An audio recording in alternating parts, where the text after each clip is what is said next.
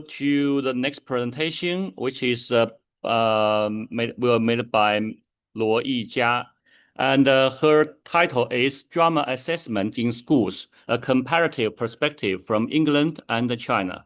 So she has been studying in Warwick University in UK.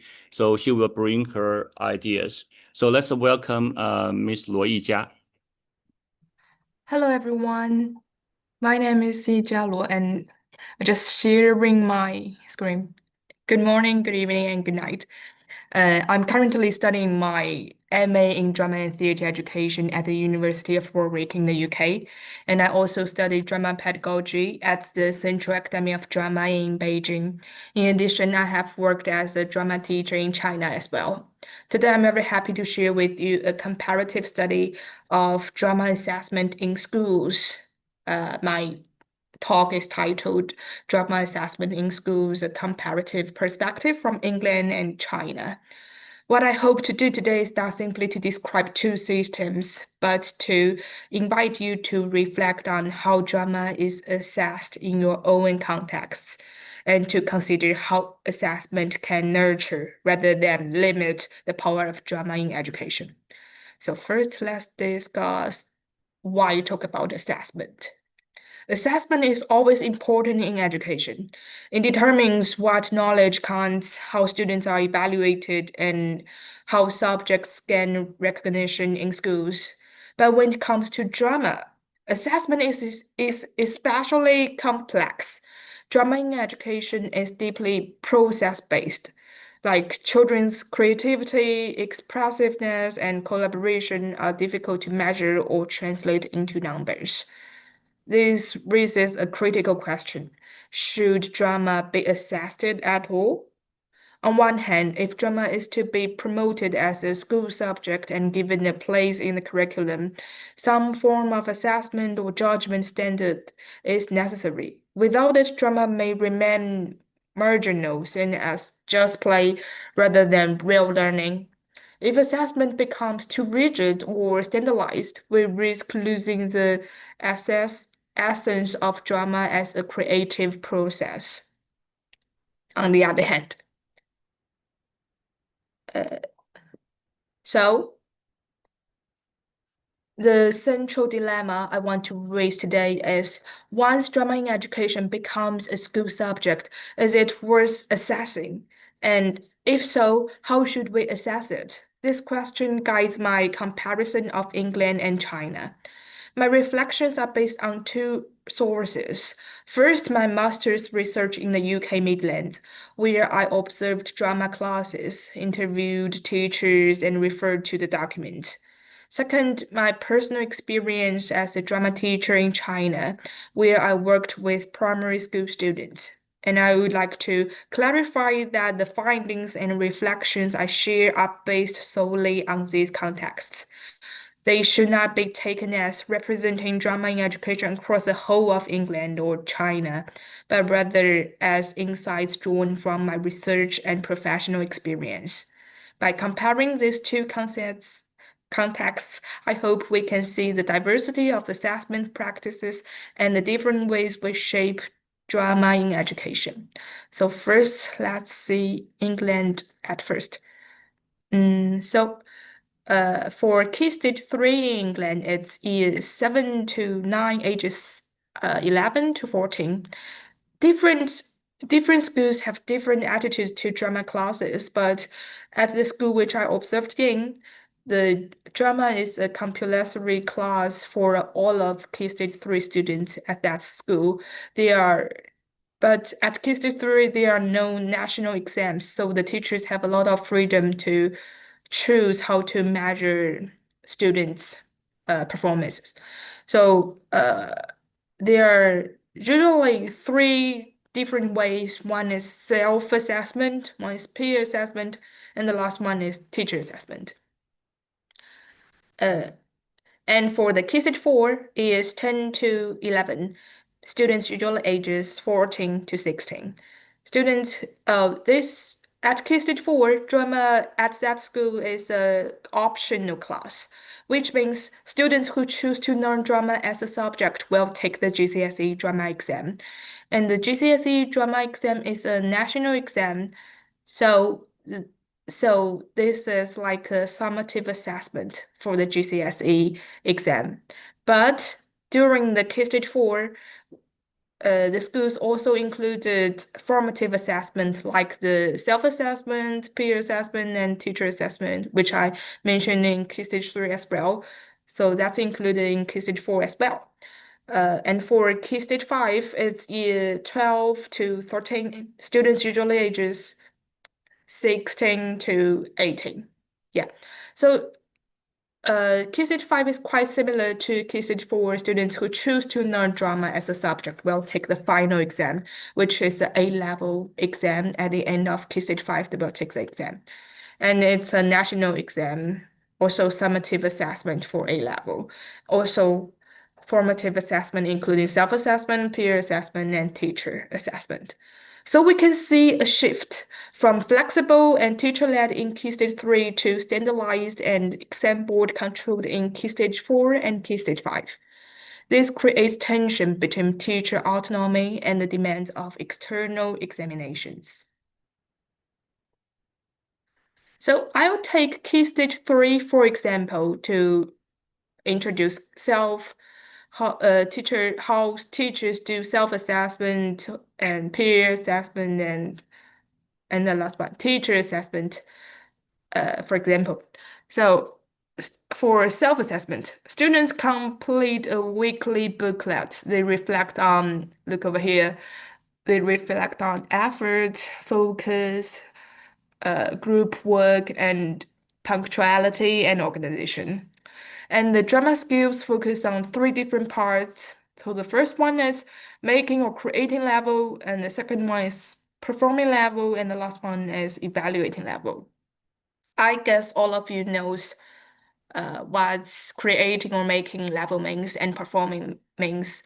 So what about evaluating level? I just explained it. So evaluating level means responding to drama.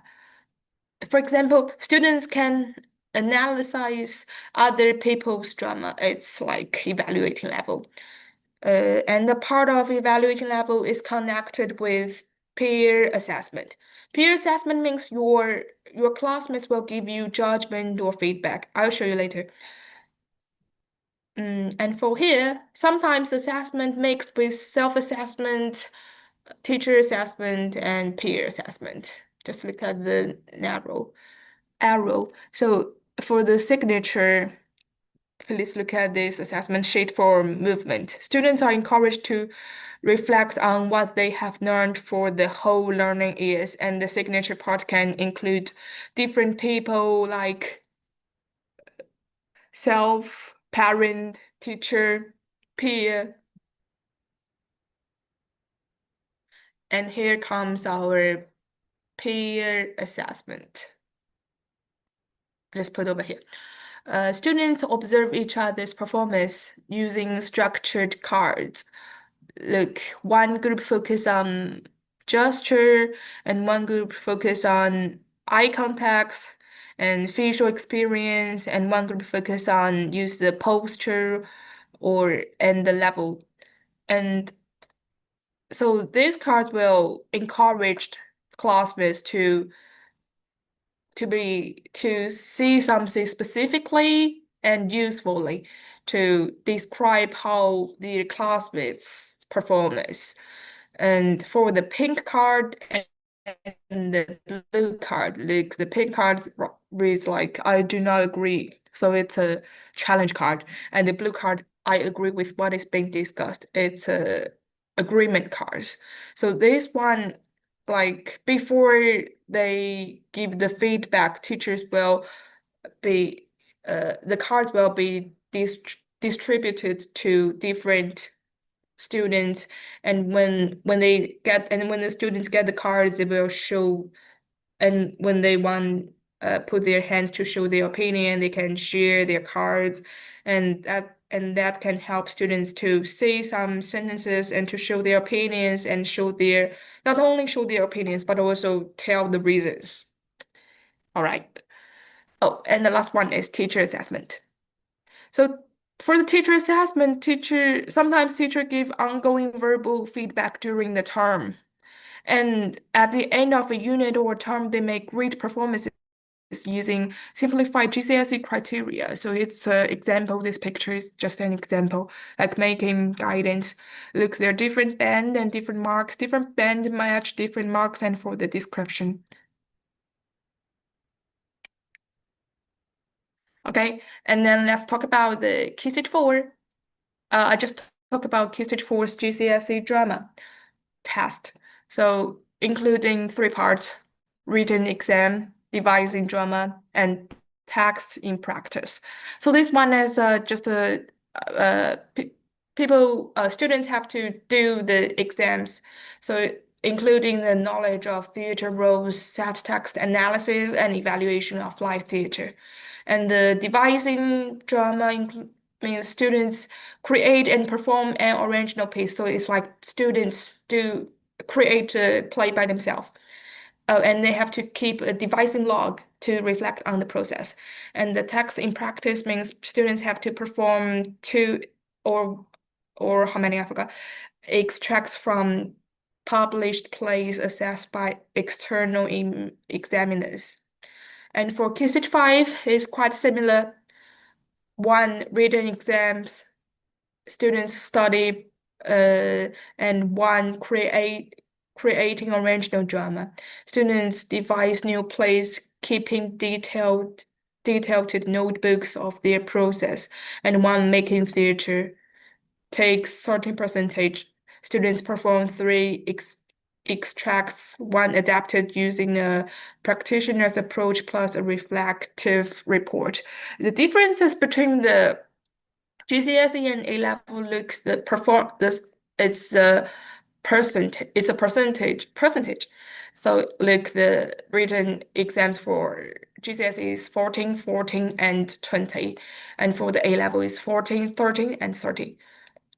And I want to mention one point as for the creating original drama and making theater, students not only do the performance, put the performance on the show, but also they will write something.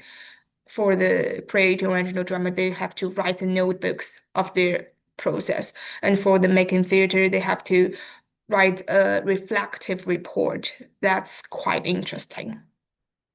Okay, so let's comes to China. Okay. Oh, by the way, I have to summarize the England. Go back, I'm sorry. So I still remember I interviewed the teachers in England school, and she told me that teachers have some, and they told me that one teacher chose Hedda Gabler for its feminism themes, in although sorry. For example, I'll explain it because for the written exam, teacher have to choose different play in their curriculum, and that means teachers have their own choice to choose what they want to teach for students. And in the school, I interviewed the teachers, and they say that they choose Hedda Gabler for its feminism themes. So I think, which means that while the exams set the framework, teachers still shape assessment through their educational values. And then we continue to Chinese context, based on my own teaching experience as well as my understanding of the Chinese school system. In China, drama in education does not have the same official curriculum status as in England. It is often an extracurriculum activities, like in primary school, grades 1 to 6, ages 7 to 12. It's informal and activity-based.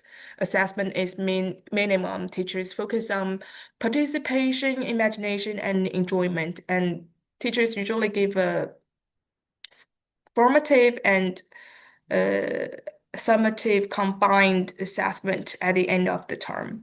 And for the secondary school, grades 7 to 12, drama may exist as a club, elective, or part of art education. No standardized exams for drama.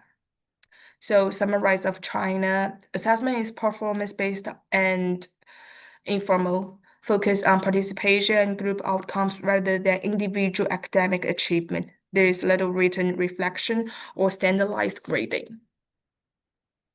So what can we learn from comparing England and China? In England, combine formative assessment and summative assessments. Assessment is formalized, structured, and tied to public examinations like GCSE and A Level. And in China, assessment is informal, performance-centered, and largely formative. So in short, we can see two very different paradigms, one shaped by standardized examinations, the other shaped by performance and teacher evaluation. Both have strengths and limitations.